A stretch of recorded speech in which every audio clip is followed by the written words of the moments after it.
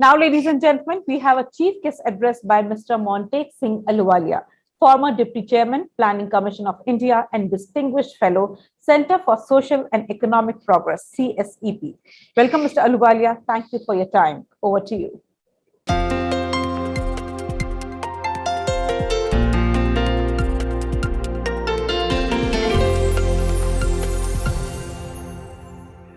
Well, let me begin by thanking ETEnergyworld and Epic India for inviting me to address this virtual conference on a very important subject, which is really a combination of our growth ambitions, what we have to do in the energy sector. Now, over time, I mean, the initial discussions on climate change took a long time and were not very productive in the early stages. And it was quite late that the developing countries also began to realize that they cannot get a completely free pass, in the sense they'll have to undertake some emission control obligations. So, in Paris in 2015, for the first time ever, the developing countries undertook to reduce the emissions intensity of GDP. Now, that was an important step because we were reducing emissions in relation to GDP, and more importantly, over time, the expectation was that we can do more of this. But of course, it was also agreed that to do this, developing countries would need a lot of international assistance. The problem with reducing emissions intensity is that it doesn't actually reduce the level of emissions. Emissions can still rise because GDP is rising. And I think the first time that developing countries actually agreed to reduce the level of emissions, ultimately down to zero, was last year in Glasgow in COP26, where all countries signed off that they would manage their emissions in a manner where emissions would go to zero at different times. In the developed countries, most of them chose 2050, some chose 2045. Some of the developing countries also chose 2050. Others, like China and Indonesia, chose 2060. India chose 2070. I mean, whatever you may think of whether this was sufficient, it was a very important breakthrough because for the first time, there was no debate. But I think what the IPCC said is you need to go even below that because you need to get to net negative because even when you get to net zero, there are warming processes underway which would keep occurring. So for a while, you need to get to net zero. And what this means in practice is that developed countries should get to net zero much before 2050. Developing countries can get to net zero after 2050. Now, what has happened? In COP26, all countries have made commitments, and that's a major breakthrough. But these commitments aren't sufficient. I mean, whatever analysis that has been done, and the first point I want to make is that it's very important that we've agreed to get to net zero, but what has been agreed globally is not enough. And as a matter of fact, COP26 concluded that all countries were invited in COP27 to come forth with a further tightening of their ambitions. Let's see what happens in COP27 in October or November of the current year. So now let's look at how do we handle the situation in India and just look at reaching 2070 net zero. I and a colleague of mine, Utkarsh Patel, have done a lot of work on this, and our conclusions are actually summarized in the working paper of the Center for Social and Economic Progress. And let me just show you that working paper. Here it is. And those of you that are interested, I would advise that you take a look at it. It's on the website of the CSEP. I will just touch on some of the main things that are brought out in the paper. I certainly won't go into it in great detail. I want to introduce the subject, which I think many of your panelists will go through in detail.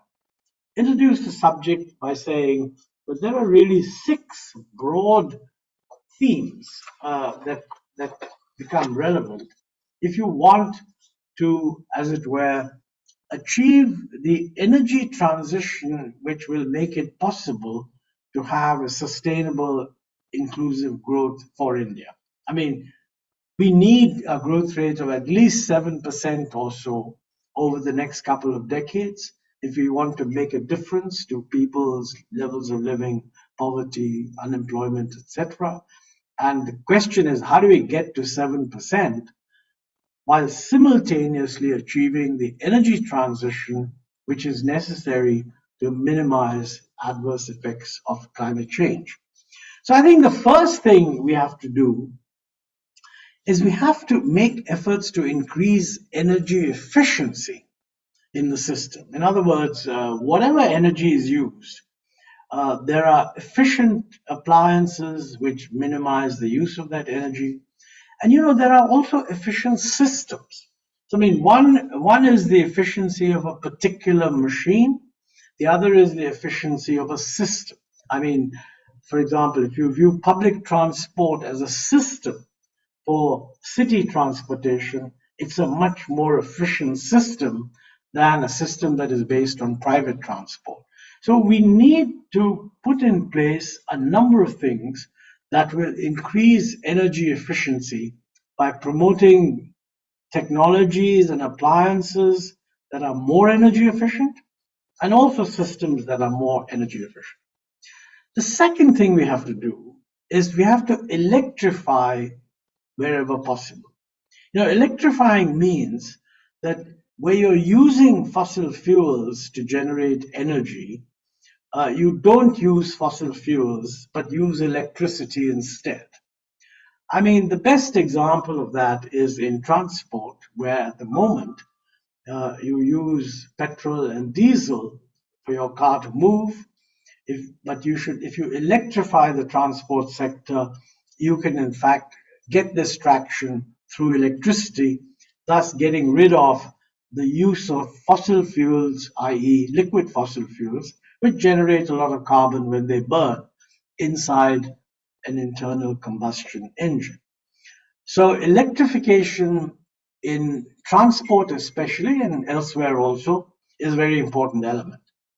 But electrification of the end use is not enough, because if the electricity that is being used in the process of electrification is actually produced by coal, or for that matter, gas or diesel, then what is happening is you're not generating pollution at the point of use, but you're generating it wherever the electricity is being generated. So the essence of the energy transmission is that within the power sector, you completely switch away from fossil fuel based electricity to renewable electricity. I think I mentioned earlier that this has now become feasible because costs have gone down. But there are problems there because renewable electricity is actually not a steady supply. It's intermittent. I mean, solar electricity kind of gets concentrated in the periods when the sun is shining brightly, but you don't get solar electricity very effectively in the early hours or the late hours or the night hours. So how do you handle this? Now, when the renewable part, and the same thing holds for wind, because wind is also seasonal, not less intraday, but certainly across the year. There are times when the wind blows more strongly.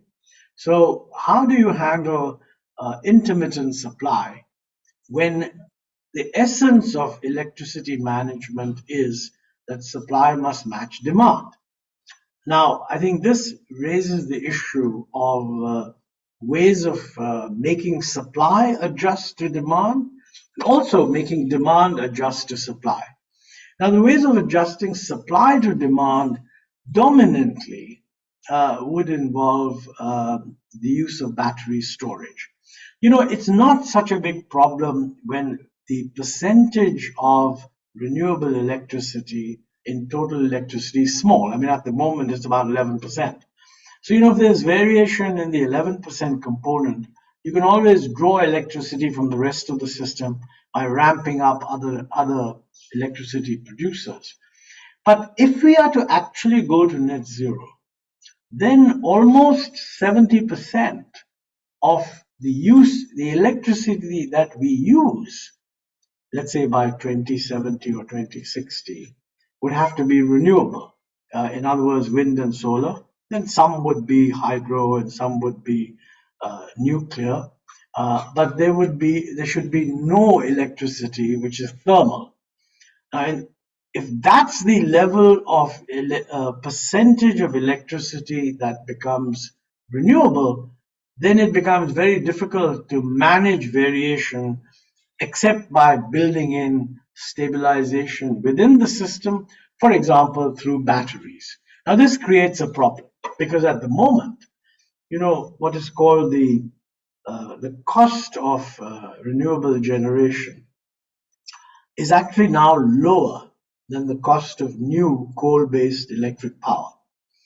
But that is if you accept the fact that the electricity is only available at certain times. If you want to have electricity at all times and you introduce batteries to stabilize, well, first of all, grid scale batteries are only just beginning to be introduced. There are technical problems. There's also cost problems. And if you include any reasonable cost for batteries with the existing cost of renewables, then you will find that renewable electricity will become more expensive than conventional electricity. And that's a problem because in order to really switch seamlessly, we need it to be at least the same cost, if not lower. And therefore, it's very crucial that technology developments in batteries should lead to a reduction in cost. I mean, most probably they will. But this is an example where we're making long-term transition plans. And in long-term plans, change in technology is very important to make the new planning viable. I think you have to go beyond that also and recognize that, bringing in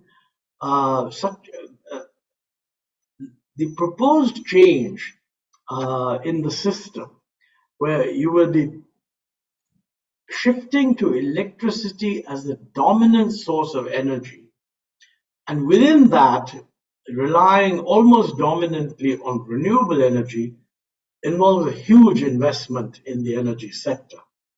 And I think that this investment, looking ahead, cannot really be made entirely in the public sector. I mean, the public sector is good in certain areas. It will be necessary in transmission and so on, because it's not easy to get land, etc., to transmit electricity.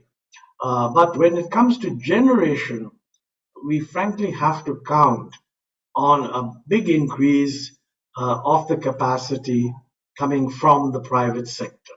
Now, this is what's happened so far. I mean, we have increased RE generation capacity, from something like 6 gigawatts in 2006 to about 100 plus gigawatts now. And almost 95% of the increase has come from the private sector. But there is a problem, and that is that to attract large volumes of private investment in electricity, we face the problem that our distribution system is actually financially almost broke.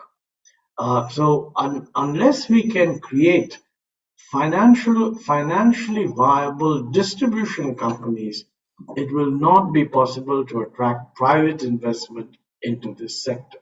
So it's not just a question of the type of investment, renewable versus conventional, not just a question of getting the right technology, not just a question of getting the balance done, but a question of making sure that the electricity sector as a whole is financially capable of attracting the volume of private investment needed. Now, I'm sure that in some of your panels, you will be discussing this, but I think I want to emphasize that the need to restore financial viability to the distribution companies has been known for the last 20 years. And successive governments have tried to bring in reform programs that will make the distribution companies more efficient. There's been some progress, but not nearly as much as one would have wanted. And I think one of the issues that I raised in my paper is that maybe the time has come that we should experiment much more aggressively with privatizing the distribution system. I'm not saying that the entire distribution system of a state needs to be privatized. But we have very good examples of private companies in electricity distribution that are doing well. I mean, in Delhi, for example, the system was privatized because Delhi is just a city state. And the result is that the AT&C losses fell from about 55% or something like that to 7%. Now, that is a huge improvement. And frankly, I think our states would be well advised to experiment with making at least some of the major cities and metropolitan areas to privatize the distribution in those areas. One of the difficulties here, by the way, is that political pressures to specify low tariffs for consumers make financial viability very difficult. I mean, either the system has to load the costs on to other consumers, which creates an incentive for them to cheat and evade tariffs by having bogus connections and so on, or it simply makes them uneconomic. And what it really means is that you're transferring on to your industry what are the economic costs of maintaining low tariffs. There's no distortion. If a state government wants to lower a tariff to a particular class of people, it should just provide a subsidy to that class. And I would say rather than lower the tariff, it's better to have a direct cash transfer. But if the fiscal space does not exist to do that, and all you do is keep lowering certain charges, you're simply making the distribution system unviable. Now, this is bad whether you go for renewable energy or not. But if you're going for renewable energy, you're increasing the dependence on electricity as an energy source, and that makes this particularly damaging. Now, I'm running out of time, so I want to just mention a few other things. I've already mentioned that we need one consequence of the electricity transition, which we need to be very clear about, is that we have to phase down electricity generation from coal. And this in due course also means phasing down coal production. This is a politically very sensitive issue. I mean, nobody actually wants to say it. But the truth is that if we are to get to net zero by 2070, and maybe even earlier, because as I said, the commitments have to be tightened, then there is no way that we can continue to have so many power plants dependent on coal. What we need to do now is to outline how are we going to phase out of these coal-based power systems and bring in renewable systems. Along with that phasing out will be a reduction in the production of coal. This will lead to lower employment in the states which depend on coal mining, which can become a social problem. So we need to plan in advance what additional jobs can be created in these areas. Plus, many of the mining states depend on coal for royalties. So if coal gets phased out, then they won't have the royalties, and that is going to create a fiscal problem that also has to be managed. Similarly, by the way, if we are going to get rid of fossil fuels, which means the liquid fossil fuels, we are running a system where our tax revenue is heavily dependent on petroleum products. So those revenues will not be coming if you're not using that much petroleum, that much petrol and diesel. And therefore, the central government needs to decide what changes in its tax structure are possible to replace those revenues. A lot of structural changes here that have to be made. I know I could go on, and the reason I mentioned my paper is that you get a sense there that we talk about a whole lot of things. But I think the most important thing that comes out of all this is that, tackling the energy climate change problem is not a problem of a case of solving one or two problems. It actually involves intervention in many sectors and across levels of government, central government, state government, municipal governments. And it is also a long-term process because we are really talking about a transition over the next 3 decades. Now, you can't work out a detailed plan over 3 decades, 4 decades. So our recommendation in our paper is we should start now with a plan for the next 10 years, which covers the major sectors, clearly the power sector, clearly the transport sector, clearly major industries that are hard to abate, and the whole issue of urban transportation, etc. And determine what needs to be done, who's going to do it, and where coordination is necessary, ensure the necessary coordination, and have a plan with granular detail for the next 10 years. Don't bother about 2050 at the moment. Sort of outline how you want to go and lay down what should happen at the end of this 10-year period, and thereafter learn from experience and sketch out what needs to be done in the next 10 years. I mean, for example, in the next 10 years, we should be very clear how much phasing out of coal-based power are we going to do? Will our consumption of coal peak? And if so, when? And then when will it go down? Will our transport fleet be electrified? And if so, to what extent? And so on. I think if we do that, and this should be done at the central government level, also the state government. I mean, each state should be looking to what it is going to do in these sectors in its area. Then I think we would have a reasonable basis for talking about the future. Well, with those words, let me thank you once again for inviting me. I'm sorry if I took too long, but even so, I haven't covered everything that's in our working paper. So I do urge you to look at the working paper to get a sense of the full landscape, which I think we need to cover. Thank you.